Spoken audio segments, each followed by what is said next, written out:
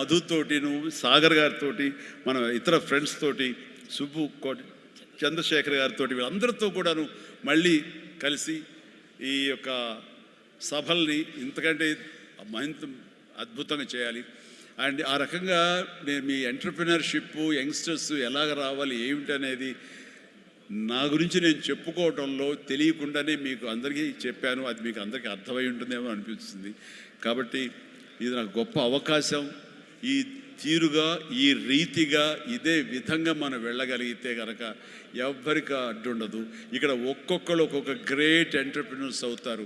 ప్రతి ఒక్కళ్ళు మీ సలహాలు, సంప్రదింపులు మీ సీనియర్స్ తోటి మీరు ఆయా సమయంలో ఇంటరాక్ట్ అవుతూ what to do, what not to do, how to go about it అనేది మీరు తెలుసుకుంటూ ఎప్పటికప్పుడు మీరు అప్డేట్ చేసుకుంటూ, రిస్క్ ఉంటుంది బట్ మన జీవితాలు కొలాప్స్ అయ్యేలాగా మాత్రం రిస్క్ వద్దు. కానీ మీడియం రిస్క్ తీసుకుంటూ మీరు ముందుకు వెళ్ళకపోతే అభివృద్ధి ఉండదు.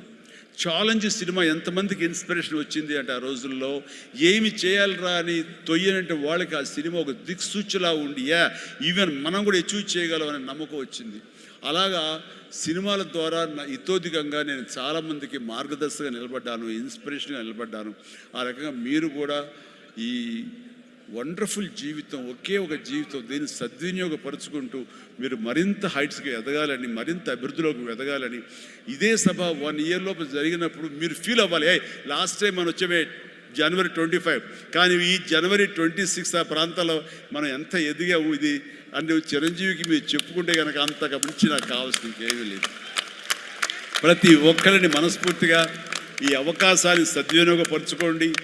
మీ యొక్క అభివృద్ధికి దీన్ని థ్యాంక్ యూ.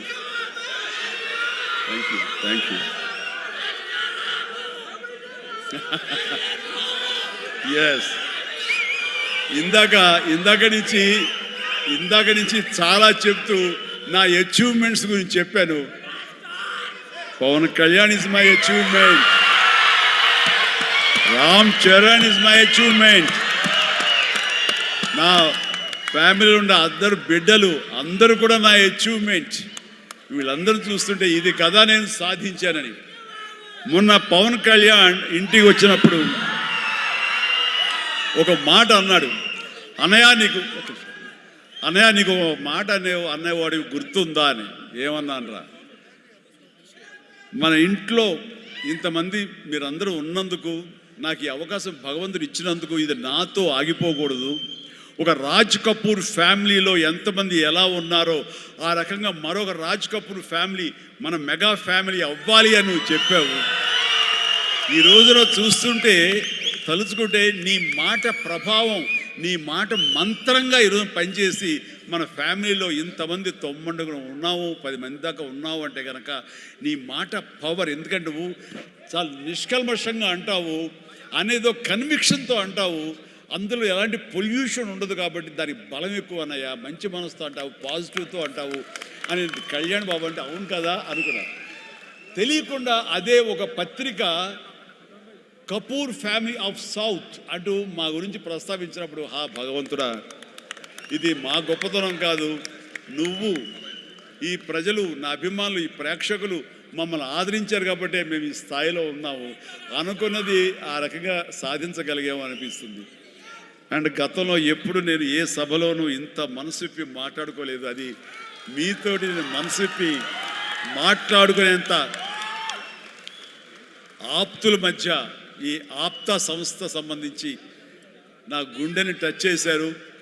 అందుకనే లోపల నుంచి అది తన్నుకొచ్చింది. కాబట్టి మనస్ఫూర్తిగా నా కుటుంబ సభ్యులతోటి, నా వాళ్ళతోటి నేను మాట్లాడుతున్నట్టుగా అనిపిస్తుంది. అండ్ మీరు ఎప్పుడు ఈ ఆప్తా సంస్థ ఇప్పుడు ప్రెసిడెంట్గా ఉండొచ్చు, రేపొద్దున ఇంకోటి ఉండొచ్చు, ఎవరైనా సరే ఇదే డెడికేషన్ తోటి, ఇదే కన్విక్షన్ తోటి, ఇదే నమ్మకంతో మీరు అంతా ముందు చేయాలి. అండ్ ఇక్కడ ఈ రోజున ఈ అద్భుతమైనటువంటి ఎన్విరాన్మెంట్లో, ఈ యొక్క వెన్యూలో మనం చేయగలుగుతామంటే వెనకాల మన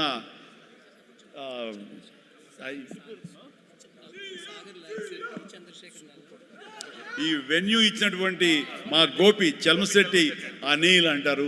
గోపి నాకు అత్యంత ఆప్తుడు, నా ఇంటి మనిషి, మేము ప్రతిరోజు కలుసుకుంటూనే ఉంటాం.